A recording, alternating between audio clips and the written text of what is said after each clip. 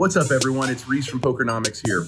You know, it's been a while since I did a full-form vlog. Been doing some shorts and TikToks and that kind of stuff, but thought I'd bring y'all a doozy for this next full poker vlog. Today, we're about to hop on a plane. We're flying down to Austin to go to the lodge. We're going to Doug, Brad, and Andrew's meetup game. Today, they are playing high stakes, 100, 200, no limit, 20K min buy-in. Headed down there with our buddy Mason, aka the Milkman, poker legend around this area, and we're just excited about this. This is a huge opportunity. I have never played anything comparable to these stakes. Played 25-50 Omaha with straddles, deep games. You know, people have 10, 15, 20 grand in front of them, but never 20K starting stacks, 100, 200 blinds. It's just gonna be salty. I'm eager to check this out, see how we do. Let's take POKERnomix to the highest stakes game in Texas. We hop in an Uber, get on a plane. An hour later, we're in Austin. All right, we made it to Austin. In line for an Uber here, going straight to Round Rock to the lodge.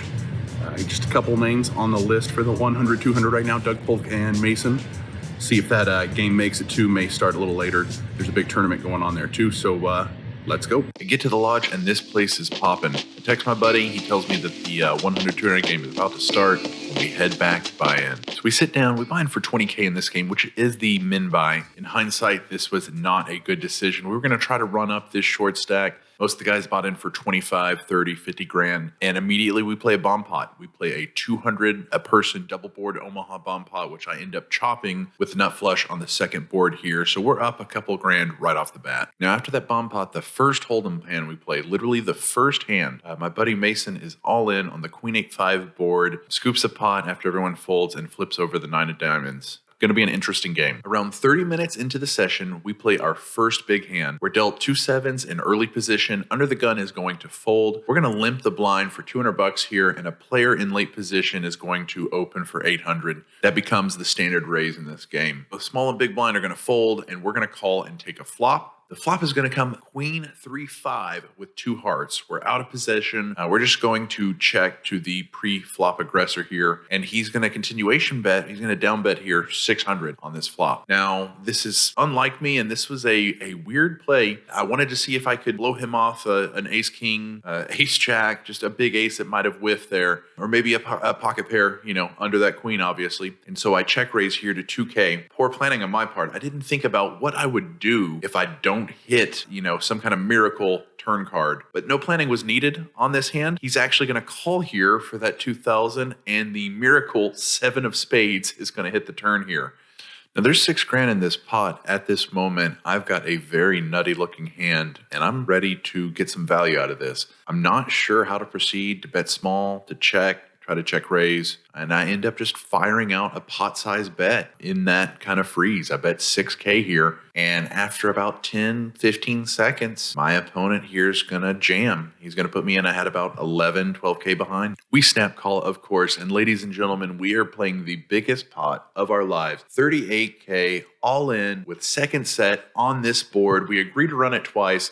I table my hand, and my opponent, in a very dejected tone, says, "I'm drawing dead." That was the best feeling in the world when you have the biggest pot of your life on the line. Dragging this pot was just so cool. We run it twice. The flush draw actually hits both boards. Irrelevant, he mucks his hand. We drag 38K, and we are ready to kick some ass for the rest of this session. The next big hand we play, we look down at 2 queens under the gun. We open for 600. Folds around to the big blind that is going to call. Flop comes Jack 3-3 with 2 diamonds. The big blind Mason, my buddy, he's going to lead out for 1,000 on this board. We're just going to flat here and see what develops with that flush draw out there. The turn brings the flush. The deuce of diamonds comes on the turn, and he's going to check out of position here. We're going to check behind and reevaluate on a river, and the river comes black ace, and he's going to lead out here for 1,500, and we fold. He shows the ace king of diamonds, just had a monster on that flop, despite us having an overpair. A few orbits later, we look down at 2 queens again. This time, we're opening for 600. We get 2 callers. The flop comes out 9-10 jack with 2 spades. Checks around to us. We bet 1,000, and everybody insta-mucks. Just a good pot to take down. Not a big one, but we're on to the next one. This next hand, we're gonna look down at ace king off in late position. We're in the low jack here. Middle position player is gonna open for 500 after the 100, 200 blinds. We're gonna 3-bet to 1,500 here. The The hijack is going to call that 1500, and the cutoff here is then going to think about it for about 30 seconds and 4-bet this to 4 grand. Comes back around to the initial open of 500. He folds, gets back to me. This is a weird spot for me, guys. Had about 18K or so, 17K to start the hand, and there's no calls here that makes sense. And ripping it on a 5-bet here is not something I'm comfortable with. Just not sure what to do here. I'm just really frozen. I'm out of position against this player. This is the first 4-bet that I had seen in the session. There'd been a couple 3-bets here and there, but this is the first time somebody's really showing this kind of strength pre-flop in this session. Never played a hand with this guy, but he obviously knows what he's doing. I don't know if he's just abusing the button and just hammering me here or what,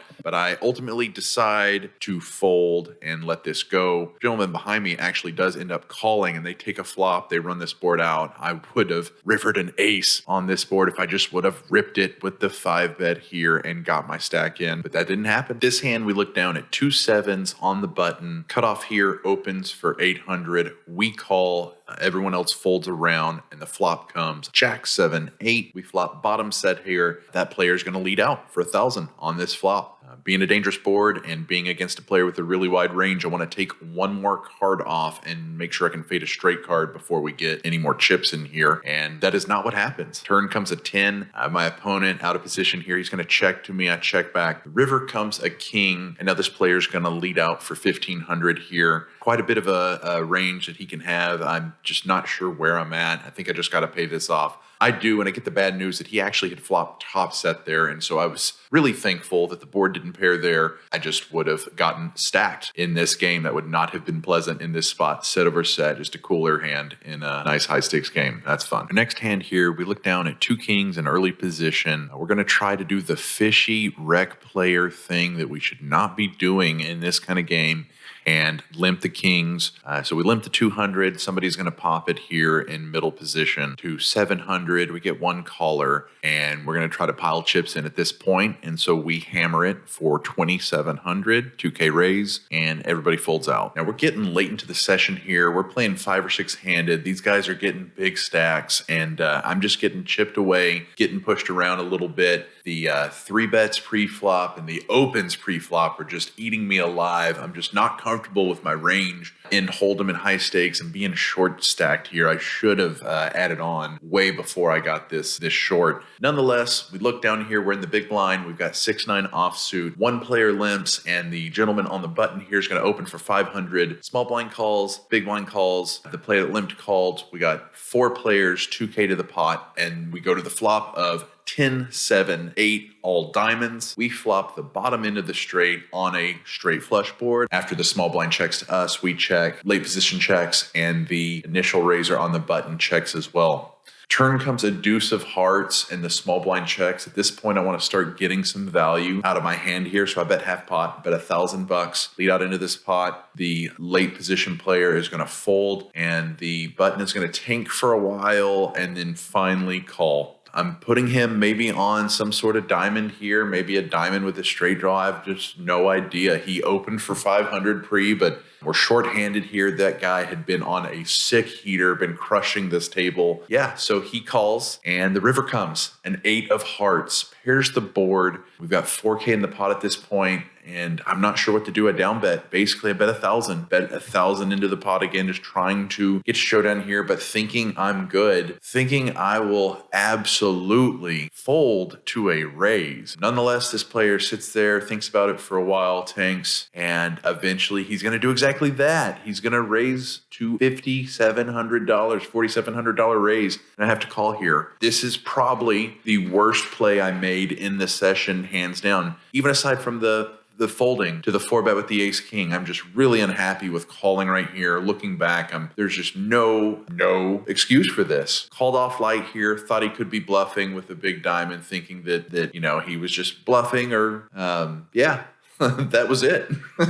Called off. He shows us the bad news. He has pocket 7s. Brutal. 7s full, rivered it. We just punted that river call to his raise. He's never, ever raising there on the river as a bluff. That was just the ultimate end-all be-all of that, and I shouldn't have gotten all that money in there with that shit hand. All right, at this point, we're pretty late into the session. We're not happy with how this is going, But a couple of new faces joined the table. Looks like they're going to liven up some of the action. And we agreed to kind of get everybody going with a sweat hand here. So we're going to put 2K in a piece. There's 8 of us. And we're going to play an Omaha hand and just run it out. And one of the cool things I like about how they did that is they did the flop and the turn face up, but the river face down. So everybody gets to see all 4 cards except the river, and we're just going to do a sweat and peel these cards off one at a time to see who has the best hand. And so we go through the motions of that, and our buddy here on the button here ends up having a set of 6s. That's a huge hand on this board. We peel off a set of 10s. We've got the second nuts on this board. One player's showing a set of 6s. We've got the 16K in our stack already. Our buddy Mason over here, though, is showing 8-9 on this board, and he's rooting for a 7, just waiting to peel it off. And wouldn't you know it, bam, rips the 7, peels the sweat and the side bet. Just such a sicko.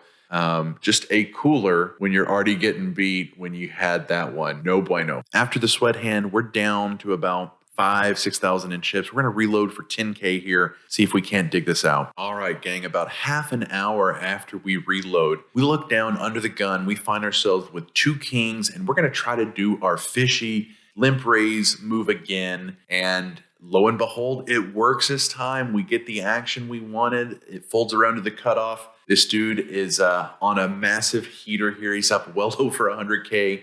He's going to open for 1,000 in this pot. And before he can get back to me to raise that open, the big blind here, who just sat down maybe 15, 20 minutes before, they're going to 3-bet here to $2,500. So this puts a little snag in the plan here. I'm not sure what to do at this point. Obviously, there's lots of hands and 3-bet ranges in this game as far as I've seen, but this guy I have no history with, no context, and I just doubt him sitting down right away that he's just ripping it here with much worse than what I can hammer with. And inevitably, I just make the decision here. We're going to get it in here and hope that we're flipping or that we've got him just, pushing with queens or an underpair or something. And we jam for 12.5. Big move here. Folds around. We get the bad news right away. He snap calls. We agree to run 2 boards, and he ends up flopping quads on the first board, which isn't really a bad thing. Definitely leaves me open here. Second board runs out. We completely brick. And yeah, we get stacked. We lose like a 25K pot here. And that is the end of our 100-200 session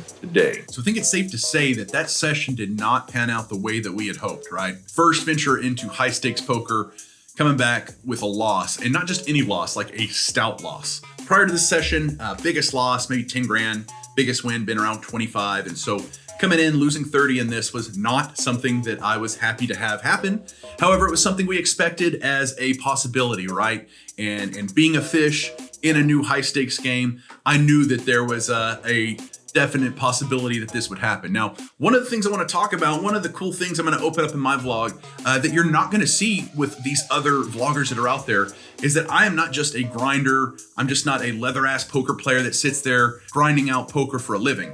I'm an entrepreneur. I'm the CEO of a tech company. That company was acquired last year, and that has created opportunities for me to play in just about any game I want to, right? So I've been very fortunate in my personal life and through my business to be able to have these opportunities. The second part of that is being an entrepreneur, being at the poker table. Look at this the way those 80s, 90s businessmen thought about the golf course, right? I cannot tell you how many business opportunities I've been able to obtain, how many relationships I've been able to foster through meeting people at the poker table. You think about like playing in a high stakes game like this, you're going to be around some very successful entrepreneurs, business people, and obviously some pros, right? And so when you kind of layer those things into it, any of these experiences are very useful. Contacts you make can be very, very valuable as well.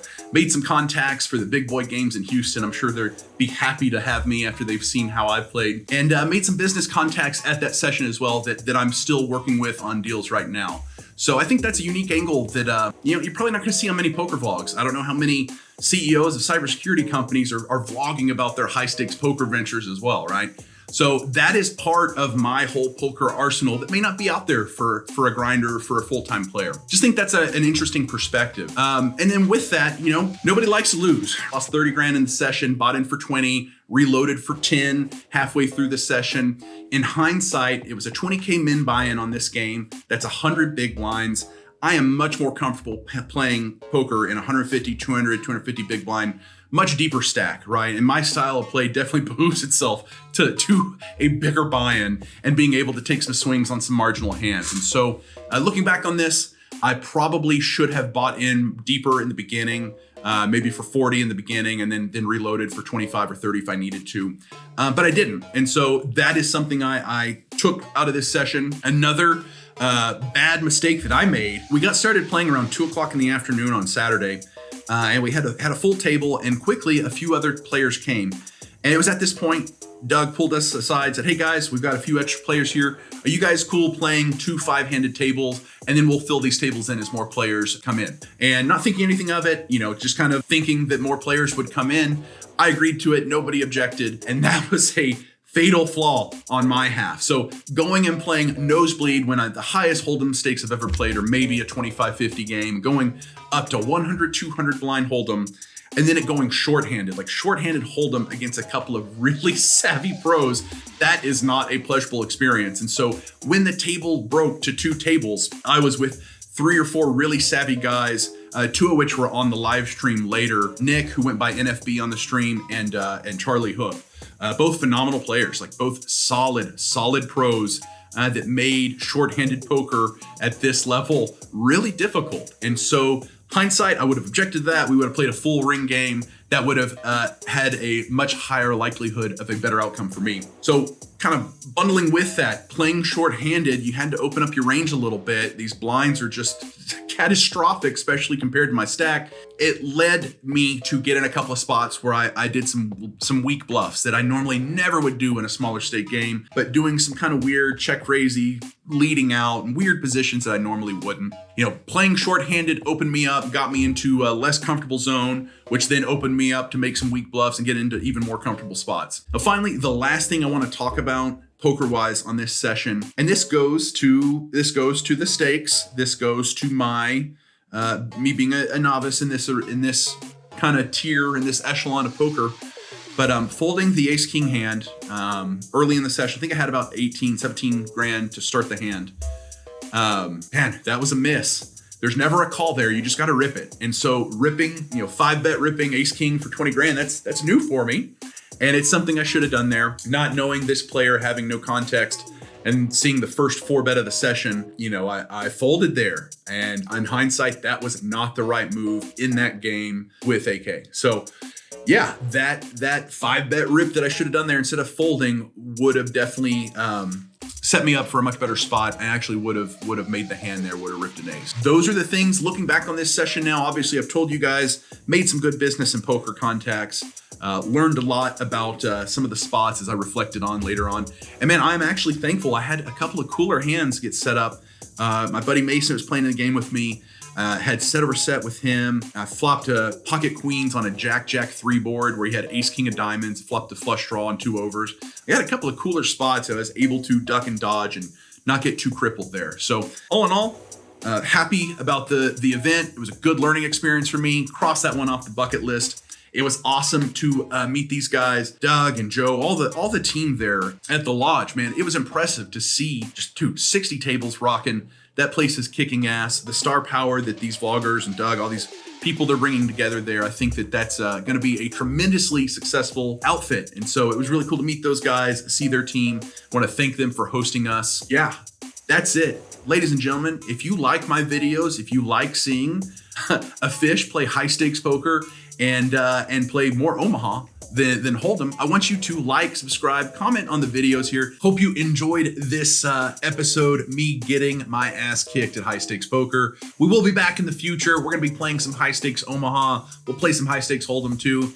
And it's gonna go a little differently next time. So let me know what you thought of this video. Follow us on social media at pokernomix. Later.